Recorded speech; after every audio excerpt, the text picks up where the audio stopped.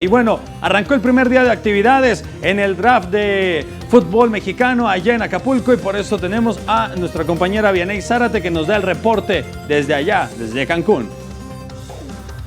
Antonio, muy buenas noches, te saludo desde Cancún, Quintana Roo, desde el hotel sede de la reunión anual del fútbol mexicano, donde el día de hoy ya terminó el primer día y se hablaron diversos temas.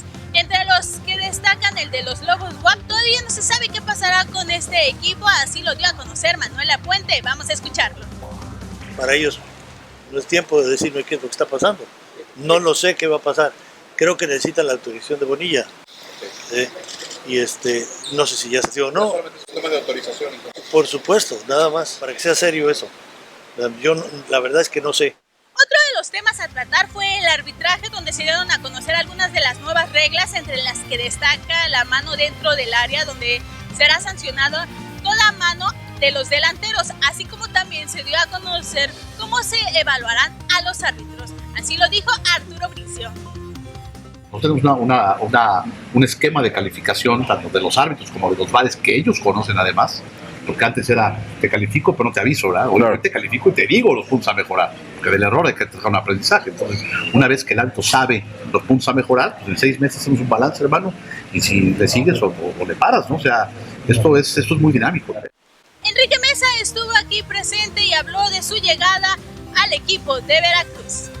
Yo creo que para manifestarse, para seguir vigente, necesito cosas que me puedan hacer de alguna manera trascender. Las mejores decisiones que he tomado en mi vida han sido buenas por el grado de dificultad, entonces esta me parece algo también muy bueno, y también tengo que pensar en que la afición, el lugar como Veracruz tan bonito, requiere de un equipo competitivo y eso es lo que queremos hacer. Por último, Enrique Bonilla habló al respecto de la Liga MX, que buscan impulsarla internacionalmente, así que vamos a escucharlo. Este es un trabajo que refrenda lo que fuera de México se ve, que por desgracia aquí no conoce. Es una liga profesional, es una liga bien administrada, tecnológicamente avanzada, con un centro de innovación tecnológica que no hay en pocas partes del mundo, por no decir que ninguna. Las actividades seguirán el día de mañana en punto de las 9 de la mañana, y a las 12 del día Enrique Bonilla dará una conferencia donde dará todos los detalles al respecto de qué pasará con el equipo de los Lobos WAP.